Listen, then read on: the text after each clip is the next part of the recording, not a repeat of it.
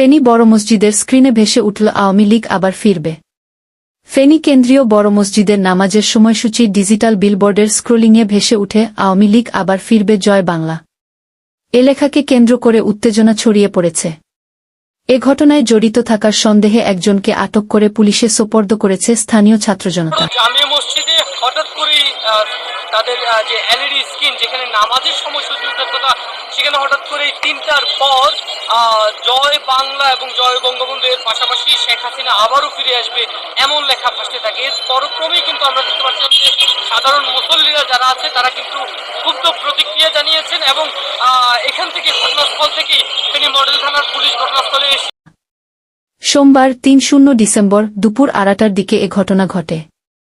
স্থানীয় সূত্রে জানা যায়, সোমবার দুপুর ২টা থেকে সোয়া ৩টা পর্যন্ত ফেনী কেন্দ্রীয় বড় মসজিদের নামাজের সময়সূচির ডিজিটাল বিলবোর্ডের স্ক্রোলিংয়ে আওয়ামী লীগ আবার ফিরবে জয় বাংলা এমন একটি লেখা দেখা যায়। এটি দেখার পরেই স্থানীয় রাজনৈতিক নেতাকর্মী ও ছাত্রজনতা বড় মসজিদের সামনে অবস্থান নেয়। এ সময় ঘটনার সঙ্গে জড়িত থাকার সন্দেহে জমির হোসেন নামে এক অপারেটরকে আটক করে পুলিশের কাছে সোপর্দ করা হয়। খবর পেয়ে ঘটনাস্থলে আসেন জেলা বিএনপির আহ্বায়ক শেখ ফরিদ বাহার, যুগ্ম আহ্বায়ক অধ্যাপক এম এ খালেক, জেলা ছাত্রদলের যুগ্ম সম্পাদক শওকত আলী জুয়েল পাটোয়ারিসহ বিএনপি ও বৈষম্যবিরোধী ছাত্র আন্দোলনের প্রতিনিধিরা। পরে সেখানে বিভিন্ন স্লোগান দিয়ে বিক্ষোভ করেন তারা।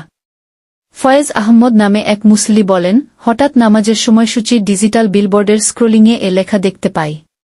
একটি গোষ্ঠী ধর্মীয় বিশৃঙ্খলা তৈরি করতে এ ষড়যন্ত্র করেছে। আমরা এ ঘটনার সঙ্গে জড়িতদের শাস্তি চাই। জেলা ছাত্রদলের যুগ্ম সম্পাদক শওকত আলী জুয়েল বলেন, খবর পেয়ে আমরা ঘটনাস্থলে এসেছি। পতিত স্বৈরাচার আওয়ামী লীগের দোসররা এখনও বিশৃঙ্খলা করার পায়তারা করছে। রাজনৈতিকভাবে পরাজিত হয়ে এখন তারা ধর্মীয় বিশৃঙ্খলা তৈরির অপতৎপরতা শুরু করেছে।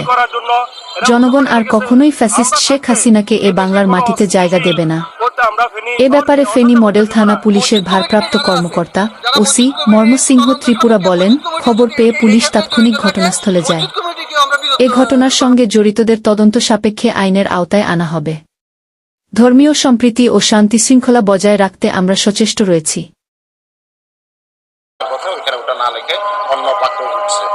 সেগুলো আমরা যাতে বাছাই করার জন্য কিন্তু লোক পাঠিয়েছে, আমাদের তদন্ত চলতেছে। আর এখানে আমরা চাই যে মূলত শান্তি শৃঙ্খলা, এবং যদি কারো কোনো উদ্দেশ্য প্রণীত কোনো খারাপ উদ্দেশ্য থাকে তারা অবশ্যই কোনো কিছু আইনের আওতায় সাব্যস্ত করা পর্যন্ত আপনারা কাজ চালিয়ে যাবেন। আমরা আপনাদের পাশে আছি।